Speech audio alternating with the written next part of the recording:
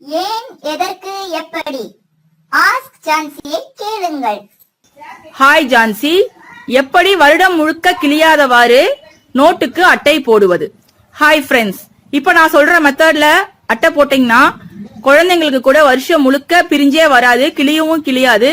அதே சமயத்துல அட்டை போடும்போது குப்பையும் விழாது. இனி எப்படி அப்படின்னு நம்ம பார்க்கலாம். இப்ப நம்ம வீடியோக்குள்ள போலாம். அதுக்கு முன்னால நம்ம யூடியூப் சேனல் ஆஸ்க் ஜான்சியை சப்ஸ்கிரைப் பண்ணிட்டு அப்படியே பக்கத்துல இருக்கிற அந்த பெல் பட்டனையும் கிளிக் பண்ணிடுங்க. இப்ப நம்ம இந்த நோட்டுக்கு எப்படி அட்டை போடுறதுன்னு பார்க்கலாம். அட்டை போடும்போது குழந்தைங்களா இருந்தா நம்ம ஒட்டிட்டோம்னா இன்னும் கொஞ்சம் ஸ்ட்ராங்கா இருக்கும். பெரிய பிள்ளைங்களுக்கு ஒட்ட தேவையில்லை. ஒரு செகண்ட் ஸ்டாண்டர்ட் வரைக்கும் பாத்தீங்கன்னா அதை கம் போட்டு ஒட்டிக்கலாம். கம் அல்லது இந்த மாதிரி பைண்டிங் பசை வாங்கி வச்சிட்டீங்கன்னா உங்களுக்கு ஈஸியா ஒட்டிக்க முடியும். இந்த பசை ஒரு பாக்கெட் 15 ரூபா தான். இந்த பசைய வச்சு நம்ம கொஞ்சம் ஒட்டி போட்டோம்னா ரொம்பவே ஸ்ட்ராங்கா இருக்கும். பாத்தீங்கன்னா இப்ப நம்ம நோட்டுக்கு அளவா கட் பண்ணிட்டோம். கட் பண்ண பின்னால இந்த இடத்துல நீங்க இப்படி ஒரு கட் பண்ணிக்கோங்க. அதே போல இந்த இடத்துல ஒரு கட் பண்ணிக்கோங்க. இப்ப நம்ம நோட்டை உள்ள வச்சுக்கலாம். அட்டை போடுறது எப்படின்னு பாக்கலாம். உள்ள வச்சுட்டு பாத்தீங்கன்னா இந்த இடத்துலயும் மேலையும் கீழையும் லைட்டா அந்த பசைய போட்டு நம்ம கொஞ்சம் தடவிக்கலாம். இந்த ஒரு எக்ஸ்ட்ரா பிட் இருக்கு பாருங்க, அந்த பிட்டுக்கு மட்டும் நம்ம தடவுனா போதும். இப்படி தடவிட்டு இப்ப இந்த நோட்டை ஓபன் பண்ணி வச்சுட்டு இப்ப இதை தூக்குனீங்கன்னா இந்த இடத்துல கொஞ்சம் கேப் வரும். எல்லா நோட் புக்லயும் இந்த மாதிரி கொஞ்சம் கேப் வரும். அந்த கேப்புக்குள்ள இதை நீங்க உள்ள இன்சர்ட் பண்ணிருங்க. இந்த மாதிரி பண்ணும்போது கிட்டத்தட்ட பைண்டிங் பண்ண எஃபெக்ட் கிடைக்கும். ஏன்னு கேட்டீங்கன்னா பசை போட்டு நம்ம ஒட்டிடுறதுனால அது எந்த காரணத்துக்கும் பிரிஞ்சே வரவே வராது, நல்லா ஸ்ட்ராங்கா நின்னுக்கும். அதே போல நெக்ஸ்ட் சைடும் நம்ம லைட்டா பசை போட்டு ஒட்டிடலாம். பைண்டிங் பசை இருந்ததுன்னா ரொம்ப ஈஸியா இருக்கும். அல்லது சாதா கம் கூட நீங்க போட்டு ஒட்டிக்கலாம். மைதா மாவுல பசை காய்ச்சியும் நீங்க யூஸ் பண்ணிக்கலாம். வெறும் மைதா மாவும் தண்ணியும் போட்டு கொஞ்ச நேரம் கிண்டிட்டே இருந்தீங்கன்னா இந்த மாதிரி பசை வந்துரும். பட் அதை நீங்க ஒரே நாள்ல யூஸ் பண்ணிடணும், கெட்டு போயிடும். அதுக்குள்ள நீங்க யூஸ் பண்ணிட்டீங்கன்னா ஈஸி உங்களுக்கு. அவ்வளவுதான், இப்ப ஒட்டியாச்சு. அதே போல ஃபோல்டிங்லயுமே ஒரு சின்ன டெக்னிக் இருக்கு. அந்த டெக்னிக் படி நீங்க ஃபோல்ட் பண்ணிட்டீங்கன்னா உங்களுக்கு எப்பவுமே அது பிரிஞ்சே வராது. எப்படி இதை ஃபோல்ட் பண்றதுன்னு பாக்கலாம். இப்ப நோட் புக் இருக்கு. எப்பவுமே நம்ம நோட் புக்ல இந்த இடத்துல நம்ம கரெக்டா வடும்பு வர மாதிரி தேய்ச்சி விட்டுக்குவோம். யூஸ்வலாவே நம்ம அப்படிதான் பண்ணுவோம். அதே போல எல்லா கார்னர்லயும் நம்ம தேய்ச்சி விட்டுக்கலாம். நெக்ஸ்ட் சைடும் நம்ம தேய்ச்சி விட்டுட்டு அதுக்கப்புறமா எப்படி ஃபோல்ட் பண்றதுன்னு பாக்கலாம். இந்த மாதிரி ஃபோல்ட் பண்ணி பாருங்க, உங்களுக்கு ரொம்ப ஸ்ட்ராங்கா இருக்கும். அதே சமயத்துல கலண்டு வரவே வராது. இப்ப நம்ம புக்கெல்லாம் பைண்டிங் பண்ணா கூட அட்டை ரொம்ப திக்னஸ் ஆயிரும். அதுக்கு இந்த மாதிரி நீங்க அட்டை போட்டீங்கன்னா உங்களுக்கு பைண்டிங் பண்ண மாதிரி நல்ல ஸ்ட்ராங்கா நிக்கும். இதை எப்படி ஃபோல்ட் பண்ணணும்னா அது ஒரு சின்ன டெக்னிக் தான். ஒரு டைம் நீங்க பிராக்டிஸ் பண்ணீங்கன்னா உங்களுக்கு வந்துரும். அந்த ஃபோல்டு பாத்தீங்கன்னா ஃபர்ஸ்ட் நம்ம இப்படி ஃபோல்டு பண்ணிக்கிறோம் ஆஸ் யூஷுவல். பண்ணிட்டு அதுக்கப்புறம் இதை நம்ம தேய்ச்சி விட்டுக்கிறோம். தேய்ச்சி விட்டுட்டு பாத்தீங்கன்னா இதை நம்ம கட் பண்ணக்கூடாது, இப்படியேவும் ஃபோல்ட் பண்ணக்கூடாது. இப்ப இதை என்ன பண்ணணும்னா இந்த இடத்துல எடுத்துக்கோங்க. எடுத்துட்டு இதை கரெக்டா இதை ஒட்டி ஃபிங்கரை இதை ஒட்டி வைங்க. ஃபிங்கரை இப்படி ஒட்டி வச்சுட்டு இப்படியே இப்படி வச்சீங்கன்னா இது அப்படியே உள்ள கொஞ்சம் கொஞ்சமா உள்ள போகும். இப்படி உள்ள போக விட்டுட்டு இப்படி பாத்தீங்கன்னா விரல் எடுத்து பாத்தீங்கன்னா இப்படி நமக்கே ட்ரையாங்கிள் ஷேப் கிடைச்சிரும். இது உள்ள போயிரும். இப்ப உள்ள போனதுக்கு அப்புறம் திரும்ப இதை வெளியே எடுத்துருங்க. வெளியே எடுத்துட்டு இப்ப நம்ம பைண்டிங் பசையை போட்டு இந்த இடத்துல ஒட்டிடலாம்.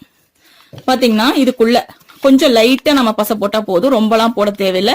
இந்த இடத்துல மட்டும் பசை போட்டுட்டீங்கன்னா ஃபுல் ஸ்ட்ராங்கா நிக்கும். அந்த இது எப்பவும் கலண்டும் வராது, பைண்டிங் பண்ண எஃபெக்ட் கிடைக்கும். அதுதான் இதுல ரொம்ப முக்கியம். பாத்தீங்கன்னா இதை அப்படியே உள்ள இன்சர்ட் பண்ணிருங்க. திரும்ப ஒரு வாட்டி ஃபர்ஸ்ட் ஒரு வாட்டி இன்சர்ட் பண்ணி பார்த்துட்டு எடுத்துருங்க. எடுத்துட்டு நீங்க பசை போட்டு இன்சர்ட் பண்ணிட்டீங்கன்னா உங்களுக்கு நல்ல ஸ்ட்ராங்கா நின்னுக்கும். அதுக்கப்புறம் பாத்தீங்கன்னா இப்படி ட்ரையாங்கிள் ஷேப் உங்களுக்கு இந்த இடத்துல கிடைச்சிக்கும். இதே போல நீங்க நெக்ஸ்ட் சைடும் ரிப்பீட் பண்ணிக்கலாம். ரிப்பீட் பண்ணும்போது பாருங்க, இன்னொரு டைம் நான் எக்ஸ்பிளைன் பண்றேன். இது இப்படி இருக்கு பாருங்க. இதை நீங்க ஒரு ஃபிங்கர் வச்சு நீங்க இப்படி அழுத்தணும். அழுத்தும் போது இது உள்ள போகும். உள்ள போகும்போது இந்த கார்னர் உங்களுக்கு இப்படி ஆட்டோமேட்டிக்கா கிடைச்சிக்கும். இதை எடுத்துட்டு திரும்ப நம்ம பசை போட்டு ஒரு டைம் நம்ம ஒட்டிக்கிறோம். பாத்தீங்கன்னா இந்த இடத்துல நீங்க இப்படியே பசை போட்டு ஒட்டுறதுனால ஒட்டிக்கலாம். இந்த இடத்த நீங்க இப்படி பசை வச்சு தடவி ஒட்டுறதுனா ஒட்டிக்கலாம். அல்லது நீங்க வெளியே எடுத்துட்டு இதுக்குள்ள லைட்டா பசை போட்டீங்கன்னா போதும். பசை போட்டுட்டு நீங்க திரும்ப அதே போல ஒரு டைம் இன்சர்ட் பண்ணிடணும். இன்சர்ட் பண்ணிட்டீங்கன்னா உங்களுக்கு நல்லா ஸ்ட்ராங்கா அது நின்னுக்கும். அவ்வளவுதான், நம்ம ஒர்க் இந்த இடத்துல முடிஞ்சிருச்சு. இந்த மாதிரி நமக்கு கார்னர் கிடைச்சிக்கும். இதே போல நம்ம நெக்ஸ்ட் 2 பிளேசஸ்லயும் ரிப்பீட் பண்ணிக்கலாம். இந்த சைடும் இப்படி ரிப்பீட் பண்ணிட்டு நம்ம கடைசியா பார்த்தோம்னா உங்களுக்கு வந்து ரொம்பவே அது ஸ்ட்ராங்காவும் இருக்கும். அதே சமயத்துல நம்ம என்னதான் கலட்டி எடுக்கணும்னு நினைச்சா கூட கலட்டி எடுக்க முடியாது. பிரவுன் பேப்பரும் அவ்வளவு சீக்கிரம் கிழிஞ்சு போகாது. அந்த புக்கோடைய லைஃப் லாங் வரைக்கும் உங்களுக்கு வந்து அப்படியே தான் இருக்கும். அதனால இந்த மெத்தடை ஃபாலோ பண்ணி நீங்க போடுங்க. உங்களுக்கு கொஞ்சம் ட்ரைனிங் ஆயிட்டீங்கன்னா நீங்க ஃபர்ஸ்ட் டைம் இன்சர்ட் பண்ணும் போதே லைட்டா பச தடவியே நீங்க இன்சர்ட் பண்ணிடலாம். இப்ப வந்து பாருங்க ட்ரைனிங் ஆயிடுச்சுன்னா உங்களுக்கு இப்படியே பச தடவி இன்சர்ட் பண்ணுங்க, அது உள்ள போயிடும். இப்ப எல்லாத்தையும் முடிச்ச அப்புறம் பாத்தீங்கன்னா இந்த மாதிரி கார்னர்ஸ் இருக்கும் பாருங்க. இந்த கார்னர்லயும் சரி இந்த கார்னர்லயும் சரி நம்ம பைண்டிங் பசைய கொஞ்சம் எடுத்துக்கலாம். இது வந்து ரொம்ப கம்மியா இருந்தாலே போதும், நமக்கு அதிகமா செலவாகாது. சும்மா நீங்க வந்து 1 ஸ்பூன் மைதா மாவு போட்டு காய்ச்சினீங்கனாலே போதும். வீட்டுல வெறும் தண்ணி மைதா மாவு அவ்வளவுதான். உங்களுக்கு இந்த பசை கடிச்சுக்கும். இப்படி போட்டு ஒட்டிட்டீங்கன்னா அவ்வளவுதான், ஃபுல் பினிஷா இருக்கும், நீட்டாவும் இருக்கும் பாக்குறதுக்கு. பாருங்க இது அப்படியே அழகா நீட்டா பாக்குறதுக்கு இருக்கு பாருங்க. இது வந்து லைஃப் லாங், அதாவது அந்த புக்கோடைய லைஃப் அந்த 1 இயர் வரைக்குமே உங்களுக்கு வந்து எந்த வித காரணத்தை கொண்டு இது பிரிஞ்சு வரவே வராது.